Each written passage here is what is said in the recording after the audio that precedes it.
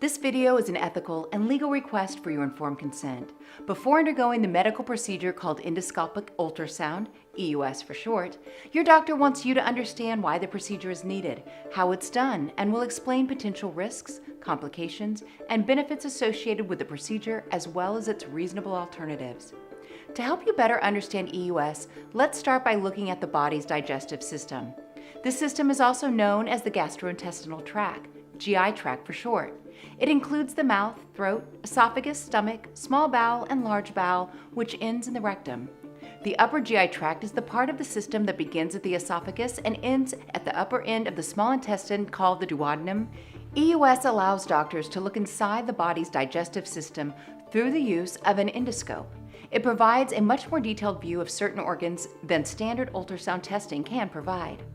This is an EUS endoscope. On one end is a small ultrasound device that's guided by a set of hand controls with precise movements.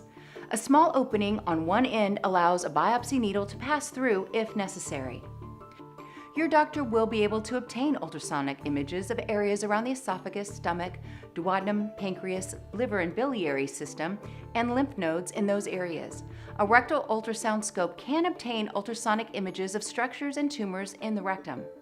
The most common reasons for an EUS include, but are not limited to, evaluation of tumors and other abnormal growths in the GI tract, evaluation of jaundice, diagnosing suspected tumors of the pancreas or other areas of the GI tract, to get tissue samples of lymph nodes and the evaluation of malignant tumors, staging of malignant tumors, to check the integrity of rectal muscles in cases of suspected rectal dysfunction.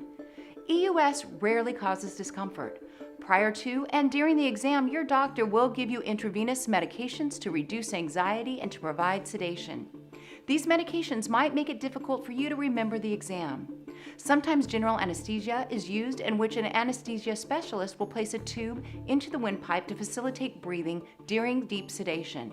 Some of the risks of sedation include depression of reflexes, decreased breathing, and decreased blood pressure. Side effects and complications are rare but can occur during or after the procedure. To ease the scope's insertion, a mouth guard will be placed between your teeth. EUS is usually safe and associated with very low risk. However, you should be aware of any possible associated risks. Risks include pain and discomfort, a tear or perforation of the esophagus, stomach, or intestinal wall. Bleeding can occur from scope trauma, dilation, biopsy, or polyp removal. Pancreatitis, biopsy of an organ or tissue that was not intended to be biopsied. Other risks include loss of teeth, hoarseness, cardiac or respiratory complications, reactions to medications, infection, irritation or phlebitis at the IV site, possibility of missing a lesion or cancer, and other risks specific to your physical and medical condition as discussed with you by your doctor. Extremely rare risks include death, brain damage, disfiguring scars, paralysis, loss of function of an organ or limb. EUS is considered very accurate.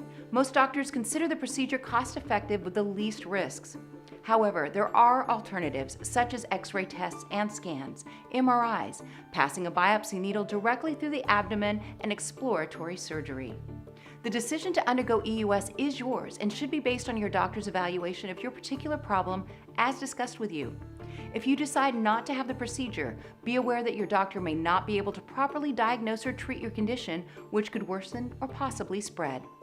If you have any questions about your need for this procedure or about the procedure itself, ask your doctor.